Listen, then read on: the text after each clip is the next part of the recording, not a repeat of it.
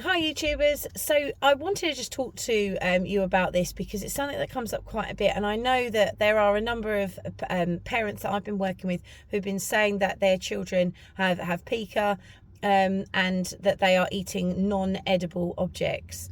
So I just wanted to just spend a little bit of time really talking about this because I've just gone and visited a child today, and it's so important that we're observing behaviour and that we're not too quick to label, because it was very evident to me that the child that I've just seen today is most definitely not experiencing pica.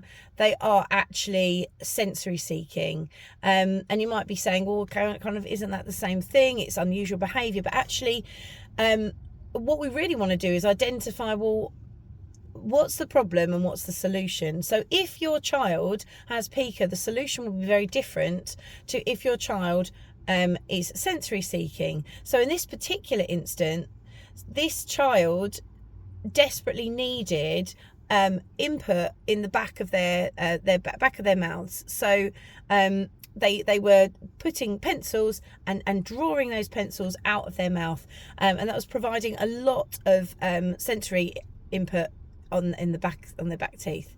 So just to make you aware that with a situation like this, what we want to do is we want to replace object that we do not want the child to consume.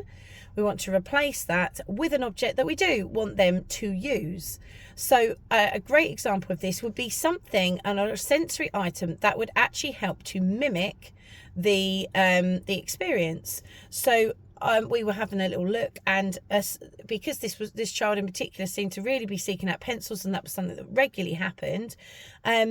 We've been looking at a necklace that is circular, has small bubbles on it, that would actually provide a lot of sensory input if you wanted to pull it out of your mouth as well.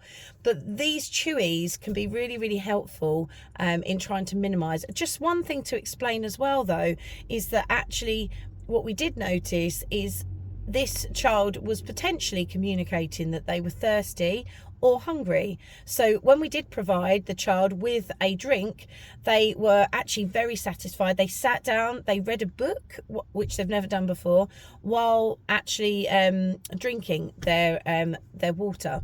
So again, really important to think about the behaviour and what it might be communicating, and obviously providing a drink is an excellent way of supporting your child. And I would really recommend looking for an appropriate replacement, and that is going to be through trial and error. That is going to be through observation, but you're going to notice that your child will become settled as their sensory needs are met.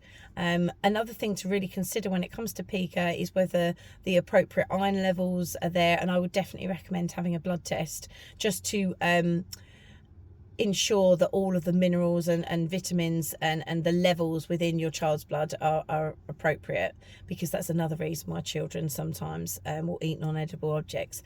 But again, like I said, it's about finding experiences that will mimic whatever sensory element that they are driving on and driving for.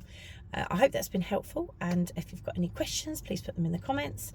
Don't forget to like and subscribe, as I will be providing lots more content around this and many other aspects related to children with additional needs.